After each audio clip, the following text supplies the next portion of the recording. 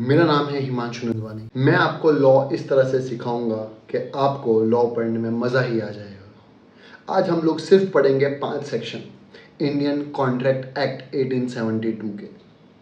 Section 2A, section 2B, section 2D, section 2E और section 2H। आप अगर मेरे साथ पढ़ते रहेंगे तो मैं आपसे वादा करता हूँ कि आपका लॉ एकदम इजीली आपको याद ही हो जाएगा। जैसे अगर हम लोग लॉ को रट लेते हैं तो कुछ बचता ही नहीं है, लेकिन रटने के लिए उसको समझना ज़रूरी है। तो मैं आपको लॉ इस तरह से पढ़ाऊंगा कि अगर आप मेरे वीडियोस को बराबर से देखते रहेंगे तो आपको नोट्स भी मिल जाएंगे और साथ में लॉ याद भी हो जाएगा। तो चलिए स्टार्ट करते हैं लॉ से। Section 2A। तो सेक्शन 2A जो है वो है प्रपोजल। ये सब कुछ अभी आपको लिखा हुआ दिखेगा, बट फिलहाल सेक्शन 2A जो है वो है प्रपोजल। सेक्शन 2B जो है वो है एक्सेप्टेंस, जिसका दूसरा नाम है प्रॉमिस। सेक्शन 2D है कंसिडरेशन। सेक्शन 2E है अग्रीमेंट और सेक्शन 2H है कॉन्ट्रैक्ट। ये सब कुछ अभी आपको लिखा हुआ दिखेगा, देखते हैं।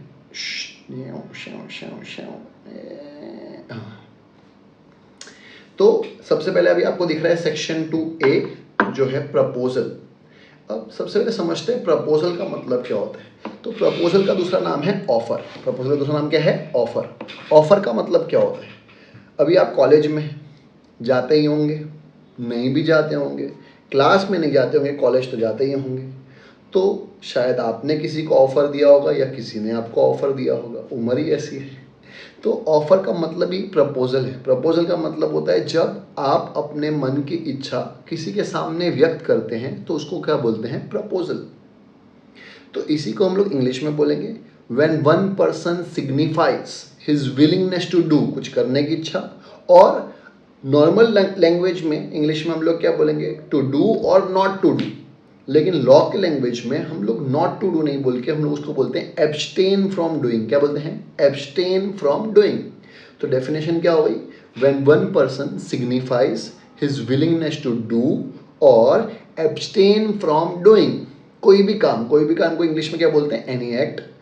क्यों देते हम लोग किसी को ऑफर? क्यों देते? सामने वाले पर्सन के मन में क्या चल रहा है वो जानने की इच्छा होती है। तो with an intention to know the assent of another person, मतलब हमारा इंटेंशन क्या होता है? सामने वाले मन के पर्सन के मन में क्या चल रहा है वो जानना। तो डेफिनेशन क्या हो गई? When one person signifies his willingness to do और abstain from doing any act with a view to know the assent of another person. Assent का मतलब होता है सामने वाले पर्सन के मन में क्या चल रहा है। अब आप बोलोगे सर ये तो आप बोल रहे हो आपको याद है, मेरे को तो याद नहीं है, लेकिन आपको ये सब दिखेगा अभी आपकी स्क्रीन पे। तो पहले मैं समझा देता हूँ, फिर आपको एक बार आपके स्क्रीन पे दिख जाएगा एकदम अच्छी हैंडराइटिंग में, वो उसके साथ वापस समझा दूंगा। आपको जितनी बार देखना है वो वीडियो देख लेना, तो याद भी हो जाएगा। तो एक बार मेरे साथ साथ बोलेंगे क्या होती है definition section 2A proposal. Proposal का दूसरा नाम क्या होता है? Offer. When one person signifies his willingness to do or abstain from doing any act with a view to know the assent of another person, proposal is said to be made. Simple. तो proposal का दूसरा नाम क्या है? Offer. Section 2B आता है acceptance. Section 2B क्या होता है? एक्सेप्टेंस। एक्सेप्टेंस का मतलब होता है जब आपने किसी को ऑफर दिया तो सामने वाले पर्सन क्या बोलेगा? या तो हाँ या तो ना, कुछ भी बोला उसको एक्सेप्टेंस ही बोलेंगे। लेकिन अगर हाँ बोल दिया ना तो वो बन जाता है प्रॉमिस। क्या बन जाता है? प्रॉमिस। तो अभी हम लोग पढ़ रहे हैं एक्सेप्टेंस। क्या पढ़ रहे हैं हम लोग? एक्सेप्टेंस। तो एक्सेप्टेंस का मतलब होता है सामने वाला पर्सन क्या बोल रहा है वो जानना, एक्सेप्टेंस। तो when the person to whom the offer is made, जिस पर्सन को मैंने ऑफर दिया था, when the person to whom the offer is made, वो अपनी इच्छा बताएगा, signifies his assent thereto, the offer is said to be accepted. तो ऑफर को हम लोग क्या बोलेंगे? एक्सेप्ट हो। और जैसे ही ऑफर एक्सेप्ट हुआ वो क्या बन जाएगा? Promise. Offer once accepted becomes a promise. Simple है। देखो ऐसा है, सिंपल भाषा में, आपने किसी को ऑफर दिया कॉलेज में, अब वो लड़की या तो शर्मा जाएगी या तो आपको जूता मारेगी या अपने भाई को बुलाएगी। इन यानी कि तीनों में से एक चीज़ होने वाला है। अगर वो शर्मा गई और हाँ बोल दिया तो वो बन गया प्रॉमिस। अगर वो उसने गुस्से में आपको जूता मार दिया तो एक्सेप्टेंस तो फिर भी रहा, पर वो नेगेटिव एक्सेप्टेंस रहा। सिंपल है। या आपने भाई को बुलाया तो भागी जाना, सीधी सीधी सी बात है, बहुत खतरनाक होते हैं भाई लोग। खैर एनीवेज, तो सेक्शन 2B क्या होता है? एक्सेप्टेंस। एक्सेप्टेंस का मतलब होता है जिस पर्सन को मैंने ऑफर दिया था वो अपनी इच्छा व्यक्त करता है तो उसको एक्सेप्टेंस बोलते हैं। अगर वो इच्छा हाँ में होती है तो वो प्रॉमिस बन जाता है। सिंपल है। तो सेक्शन 2B क्या होता है? एक्सेप्टेंस। वापिस एक बार, when the person to whom the offer is made signifies his assent thereto, the offer is said to be accepted. Offer once accepted becomes a promise. फिर आता है सेक्शन 2D कंसिडरेशन। कंसिडरेशन का मतलब क्या होता है? सबसे पहले कंसिडरेशन को समझने से पहले समझते हैं सेक्शन 2E क्या होता है? अग्रीमेंट। और सेक्शन 2H क्या होता है? कॉन्ट्रैक्ट। तो अग्रीमेंट का मतलब क्या हुआ? अग्रीमेंट का मतलब होता है मैंने आपको ऑफर दिया, आपने मुझे उस ऑफर को एक्सेप्ट कर दिया, तो हम दोनों के बीच में क्या हो गया? एग्रीमेंट हो गया। तो एग्रीमेंट लीगल भी हो सकता है, इलीगल भी हो सकता है। मैंने आपको ऑफर दिया कि भाई मैं तेरे को 1 करोड़ रुपए दूंगा, उसके बदले तू उसको उड़ा देना। अब उड़ा देना is not legal act, but still वो अग्रीमेंट है। मतलब अग्रीमेंट लीगल इलीगल कुछ भी हो सकता है, लेकिन कॉन्ट्रैक्ट का लीगल होना जरूरी है। ये फर्क है अग्रीमेंट और कॉन्ट्रैक्ट के बीच में। इसका हम लोग बोलते हैं हर एक अग्रीमेंट कॉन्ट्रैक्ट नहीं होता, लेकिन हर एक कॉन्ट्रैक्ट अग्रीमेंट होता है। वो नेक्स्ट वीडियो में हम लोग कवर करेंगे कि एक क्वेश्चन जरूर आता है, every agreement is not a contract but every contract is an agreement, please explain. तो वो हम लोग नेक्स्ट वीडियो में कवर कर लेंगे। अभी फिलहाल अपने अग्रीमेंट समझते हैं। अग्रीमेंट का मतलब क्या होता है? एक प्रॉमिस या एक से ज्यादा प्रॉमिस। तो डेफिनेशन क्या हो गई? एवरी प्रॉमिस और एवरी सेट ऑफ प्रोमिसेस।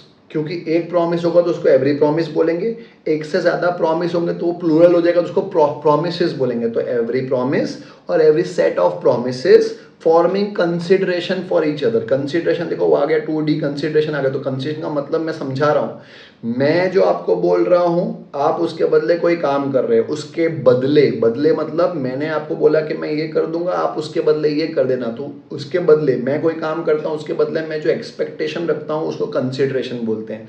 जो कुछ भी हो सकता है वो हम लोग उसकी डेफिनेशन आएगी तब कवर करेंगे। पर अभी फिलहाल सेक्शन 2E अग्रीमेंट पढ़ रहे हैं। अग्रीमेंट की डेफिनेशन क्या हो गई? एक प्रॉमिस या एक से ज्यादा प्रॉमिस जो एक दूसरे के लिए कंसिडरेशन बन जाए। सिंपल है। तो डेफिनेशन हुई एवरी प्रॉमिस और every set of promises forming consideration for each other. Forming consideration for each other. जैसे इसकी फॉर्मूला होती है, क्या होती है? फॉर्मूला होती है 2A + 2B। क्या होती है? 2A + 2B। ये लिख देता हूं मैं यहाँ पे, 2A + 2B। 2A क्या था आपको पता ही है? प्रपोजल। और 2B क्या है? एक्सेप्टेंस। दोनों को प्लस करेंगे तो ये बन जाएगा आपका एग्रीमेंट। क्या? दोनों को प्लस करेंगे तो क्या बन जाएगा? एग्रीमेंट। तो प्रपोजल और एक्सेप्टेंस को प्लस करते तो बन जाता है एग्रीमेंट। क्लियर है?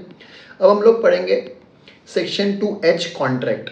तो क्या फर्क है एग्रीमेंट और कॉन्ट्रैक्ट में? जैसे ही अग्रीमेंट में लॉ का तड़का लग जाता है तो वो कॉन्ट्रैक्ट बन जाता है। अग्रीमेंट में लॉ का तड़का लग जाएगा तो क्या बन जाएगा? वो कॉन्ट्रैक्ट। तो every agreement enforceable by law. हर एक अग्रीमेंट जो लॉ से एनफोर्सेबल है वो क्या बन जाएगा? कॉन्ट्रैक्ट। कितना simple. Every agreement enforceable by law is contract. Simple है, बहुत इजी सी डेफिनेशन है। जैसे ही हमने एग्रीमेंट के अंदर क्या प्लस कर दिया? लॉ प्लस कर दिया, लॉ का एलिमेंट प्लस कर दिया तो वो क्या बन गया? कॉन्ट्रैक्ट बन गया। तो हर एक अग्रीमेंट जिसमें लॉ का तड़का लग जाए वो क्या बनता है? कॉन्ट्रैक्ट। तो डेफिनेशन कितनी इजी हो गई? Every agreement enforceable by law is equals to contract. Clear? ये हो गई हमारी कॉन्ट्रैक्ट की डेफिनेशन सेक्शन 2H। अब आती है सेक्शन 2D कंसिडरेशन की डेफिनेशन। किसकी? कंसिडरेशन। अब what do you mean by consideration? Consideration का मतलब होता है मैंने कोई काम किया उसके बदले आप जो करेंगे उसको कंसिडरेशन बोलते हैं। In return something. जैसे मैं आप लोगों के लिए एक वीडियो बना रहा हूँ, लॉ आपको समझा रहा हूँ, एकदम इजी लैंग्वेज में समझा रहा हूँ, तो उसके बदले आप मेरे लिए क्या करेंगे? आप मेरे चैनल को सब्सक्राइब कर देंगे तो वो क्या हो जाएगा? मेरे लिए कंसिडरेशन हो जाएगा। या एक थम्स अप का बटन आता है वो दबा देंगे, वो मेरे लिए क्या हो जाएगा? कंसिडरेशन। बेल आइकन का बटन दबा देंगे तो वो मेरे लिए क्या हो जाएगा? कंसिडरेशन हो जाएगा। क्यों? ताकि नेक्स्ट वीडियो आएगा तो आपको मालूम पड़ जाएगा, आपको नोटिफाई कर देगा। अगर मैं आपके लिए कोई कुछ कर रहा हूं तो मैं क्या एक्सपेक्ट करता हूं? That is consideration. तो कोई चीज करना या कुछ ना करना, या कोई चीज की थी पास्ट में या कुछ ना करने का वादा किया था पास्ट में, या कोई चीज़ हम लोग फ्यूचर में करेंगे या कुछ ना करेंगे, फ्यूचर कुछ ना करने का वादा करेंगे, तो वो सब कुछ कंसिडरेशन होता है। तो डेफिनेशन क्या हुई, इसमें दो पार्टीज होती है, एक प्रॉमिसर एक प्रॉमिसी। मेरी इच्छा के अनुसार अगर आप मेरे लिए कोई काम करते हैं या कुछ ना करने का वादा करते हैं तो वो कंसिडरेशन हो जाता है। तो इसमें तीन पार्ट्स होते हैं, एक होता है पास्ट, एक होता है प्रेजेंट और एक होता है फ्यूचर। इसको पीपीएफ भी बोलते हैं। क्या? पास्ट, प्रेजेंट और फ्यूचर। तो ध्यान से समझिएगा, हम लोग पढ़ रहे हैं कंसिडरेशन की definition. When at the desire of promiser, when at the desire of promiser, आप प्रॉमिसी और एनी अदर पर्सन, आप चाहे काम कर लो या मेरा काम होना चाहिए, आपके बदले कोई और कर ले, मुझे फर्क नहीं पड़ता, मेरा काम होने से मतलब है। चाहे सब्सक्राइब का बटन आप दबाएं या आप अपनी मम्मी को बोले कि सब्सक्राइब का बटन दबा दो, मुझे तो सब्सक्राइबर से मतलब है। तो उसको क्या बोलेंगे? मेरी इच्छा के अनुसार आप काम करें या आपके बदले कोई और काम करे। तो when at the desire of promisor, promisee और एनी अदर पर्सन। अब तीन पार्ट में डिवाइड कर रहे हैं, एक है पास्ट टेंस, एक है प्रेजेंट टेंस और एक है फ्यूचर टेंस। तो सुनना ध्यान से, when at the desire of promisor, promisee और any other person has done, पहले पास्ट में कुछ काम किया था, हैज डन और एब्सटेन्ड फ्रॉम डूइंग। और एब्सटेन्ड, एब्सटेन्ड का मतलब होता है कोई चीज ना करने का वादा। तो पास्ट में कुछ किया था या पास्ट में कुछ ना करने का वादा किया था। प्रेजेंट टेंस, डज और एब्सटेन्स फ्रॉम डूइंग, कुछ करने का वादा, कुछ कर रहे हो या कुछ ना करने का वादा कर रहे हो। और फ्यूचर सेंस, उसको क्या बोलेंगे?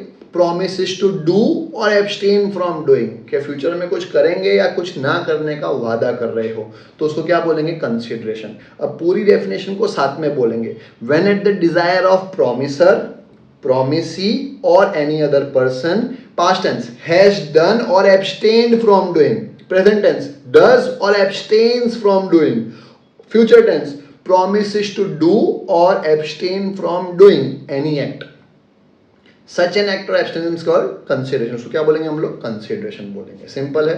अब यही चीज हम लोग एक बार प्रिंटेड फॉर्म दिख रहा है आपको, सेक्शन 2A प्रपोजल, तो वो लिखा हुआ है, when one person signifies his willingness to do or abstain from doing any act with a view to know the accent of another person. अब याद है क्या एसेंट? मैंने आपको बताया था एसेंट का मतलब होता है सामने वाले पर्सन के मन में क्या चल रहा है वो जानने की कोशिश करना, उसको एसेंट बोलते हैं। कार की बात नहीं हो रही एक्सेंट की।